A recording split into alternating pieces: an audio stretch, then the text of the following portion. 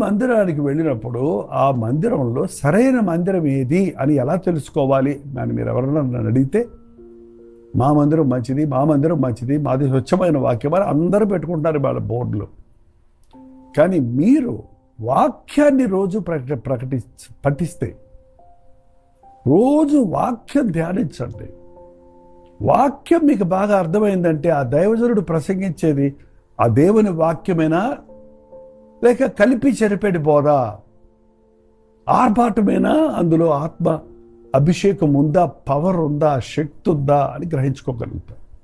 బెరయ సంఘస్థులు అలాగే చేసేవారు. పౌలు శిలువలు ప్రసంగించిన తర్వాత వారు చెప్పిన విషయాలు అందులో ఉన్నాయో లేవో అని వారు పరిశీలన చేసేవారంట లేఖనాలు. దేవుని వాక్యాన్ని బాగా చదవండి. అంత్య దినాల్లో చాలా అబద్ధ బోధకులు ఉన్నారు, చాలా తప్పుడు సిద్ధాంతాలు ఉన్నాయి.